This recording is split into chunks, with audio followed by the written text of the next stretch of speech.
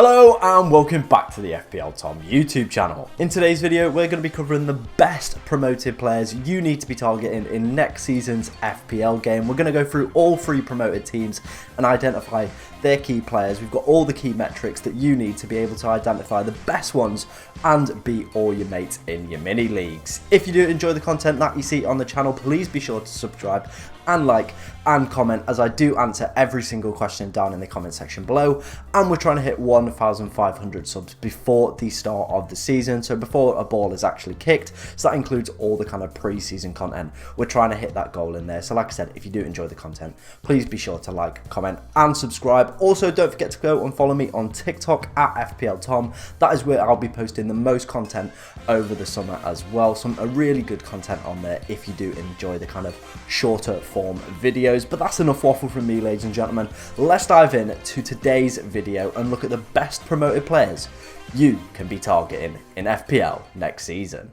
And starting off today's video, we are going to be taking a look at Burnley, the champions of the Championship. Absolutely romped it back in the Premier League after only 1 season away. As you can see on screen, we do have their best kind of 5 players that I believe you should be looking to potentially target in FPL. And then we have got all their key kind of data metrics as well: goals, assists, XG, XA, potential price and potential position as well, what they could be in FPL next season. So let's start off with the main one that I would be going for if he does remain at Burnley, and it is Nathan Tella. Obviously on loan from Southampton last season, and had an amazing kind of breakout season. He's been very kind of just hit and miss, very average for Southampton in the Premier League. Went on loan to Burnley and has been absolutely killing it, as you can see from the data. 17 goals, 5 assists, massive overachievement in XG and XA, which potentially suggests that he's not going to do as well in the Premier League, or that he is a very clinical finisher. Hopefully Burnley can get him back, because he was such a key part of their promotion winning team. I put him at 5.5 million, and I've also put him down as a midfielder. I think if he is round that kind of 5 million mark, I definitely think he could be in a lot of people's teams if Burnley can secure him, because like I said, he was a key part of the way they play, the key goal output as well, key assister for their team. So at 5.5 million, he definitely could be one of those players that we do have on the bench, rotates in when Burnley do have good fixtures as well. The next player that we're going to take a look at is Josh Brownhill. Obviously his time in the Premier League with Burnley, it just didn't really work out, did it? You know, he wasn't kind of a standout player who'd get goals or assists. Gone down to the Championship and had a really good season. 7 goals, 8 assists.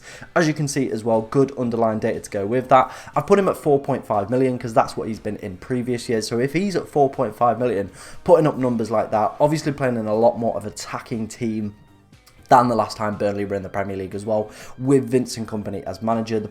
The playing style that he likes to play is a lot more attacking. So I definitely think that suits the kind of more attacking players and even defensive players from Burnley as well, because they're going to get a lot more of attacking output. So I definitely think if Josh Brownhill is around that 4.5 million, I think he will be in a lot of people's teams, obviously off the back of a really good goal scoring and assisting season for him as well. The next player that I've identified is Matteson.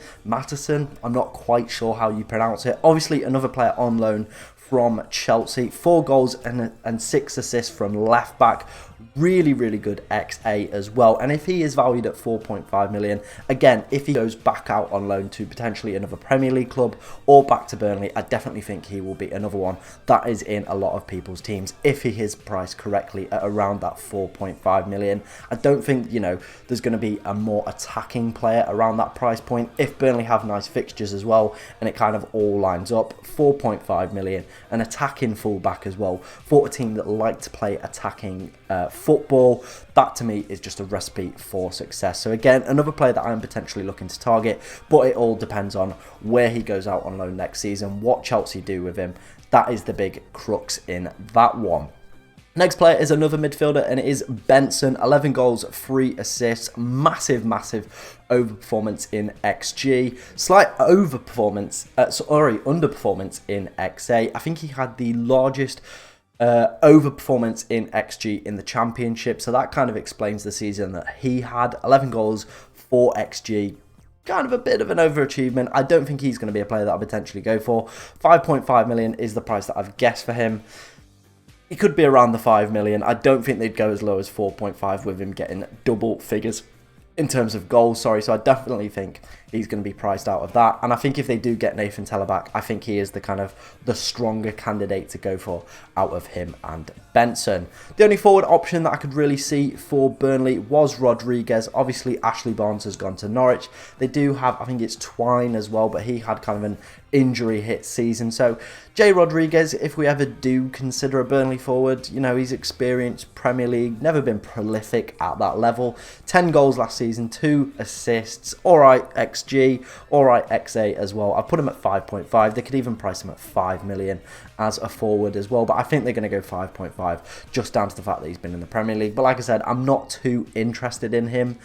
You know, he'd have to be on some like mad run, or Burnley would have to have some mad double fixtures for me to even consider this man in my team. So the key ones for me, Teller, Brownhill and Maddison, are the ones that I potentially would be looking to target. Let me know down in the comment section below what Burnley players have caught your eye so far. And let's move on to the second place team, Sheffield United. Sheffield United are the next team that we are going to take a look at, second in the Championship. Another amazing season for them as well. Obviously, in terms of their squad, there isn't a lot of key players that I could really kind of identify or want to own in FPL. I think it is potentially going to be a very, very long season for them. I can see them finishing bottom. There isn't too much Premier League quality within that squad. It doesn't look like they're going to have a massive budget as well to play with in the Premier League.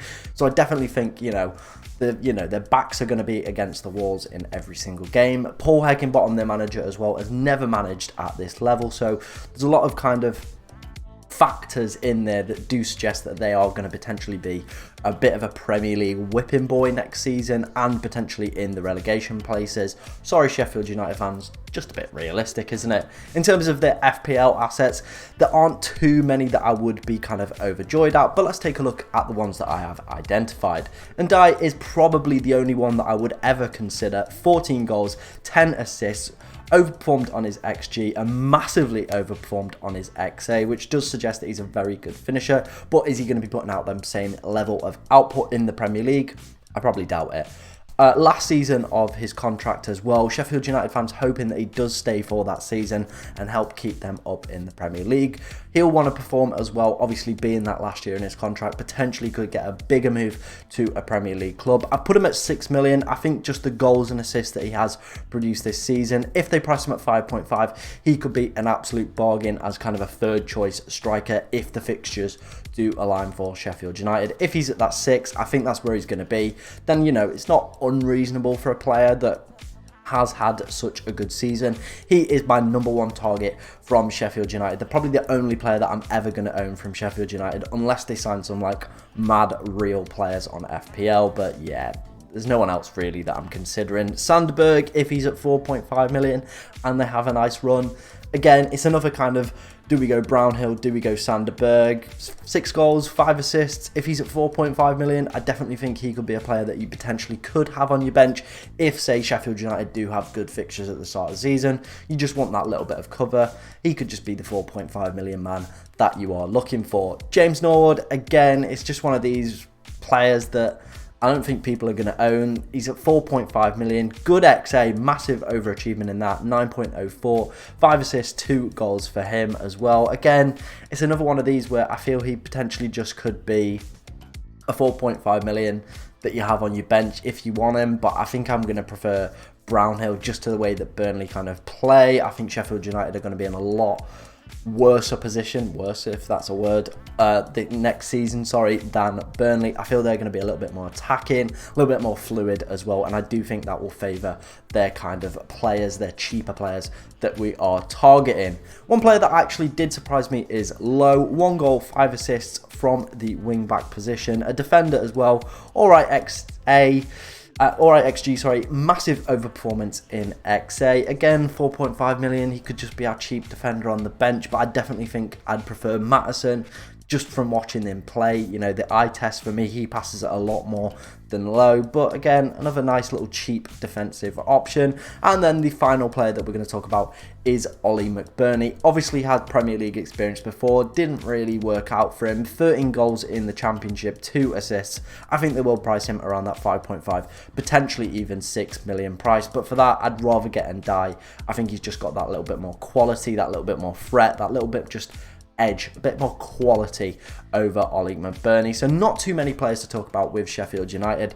Obviously, there are 1 or 2 standouts. Obviously, Ndiaye, maybe Sander Berg, maybe Norwood that you potentially would go for. The rest, it does look a very thin squad, so I do worry about their capabilities in the Premier League next season. But let me know what you think of the Sheffield United players on offer in the Premier League. And let's move on to our final club, Luton Town. And moving on to our final club of today's video, it is Luton Town, the surprise package of the Championship last season and going to be the surprise package in the Premier League as well. Obviously another club that is probably going to massively struggle next season. The squad isn't quite there, but I've been told that these guys are excellent at player recruitment, so it would be very interesting to see who they do bring in. Another kind of Burnley, Brighton they've been compared to, I've seen on Twitter, so it is going to be very interesting to see. But let's take a look at the players that they got promoted with last season and identify some that you potentially could sign in FPL. Starting off with Morris, the highest goal scorer we have seen on this list, 20 goals,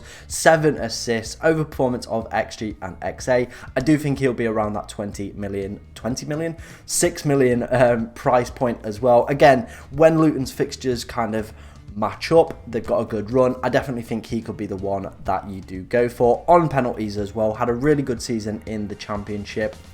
Never played at this level before, so it will be interesting to see kind of how he adapts. If he could get 10 Premier League goals, I think that would be a massive achievement for him and for Luton as well. So I definitely think he could be a potential player that we do look at in that kind of third striker role.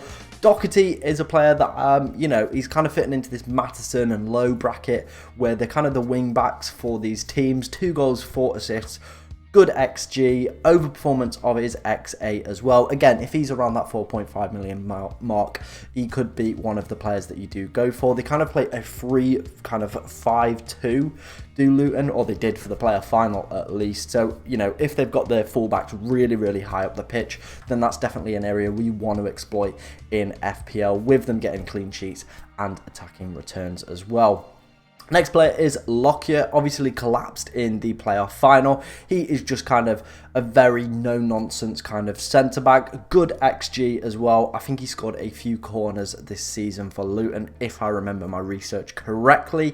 So yeah, I think if you're just looking for a centre-back from Luton, maybe the fixtures line, maybe they get a double, then I think he could be a good player. Very nailed on, 4.5 million, could be just that nice little bench player if needs be. Next player we're going to take a look at is Adebayo, a player who I was very impressed with in the Championship playoff final. It does look like in that game that Luton's style is a little bit more direct. They were going to him every single time. He's got that ability to hold up the ball. Something that has interested me as well is his massive underperformance on XG. That suggests one of two things: that he's not a very good clinical forward, but he is getting into the kind of positions that you need to be to score goals. So if he can get that click in, you know, that 7 goal tally could massively increase. Got a good partnership with Morris as well up top, and if he is around that 5.5 million mark, I definitely think he could be one to consider. If he's at the 5 million mark, that could be amazing, because obviously he did only score 7 goals last season, 4 assists. FPL are going to be seeing that going, maybe we put him at 5, maybe we go a bit spicy, put him at 5. If he's at 5 million, he's going to be my third choice striker for probably the majority of the season, because that is an absolute bargain for a man who's probably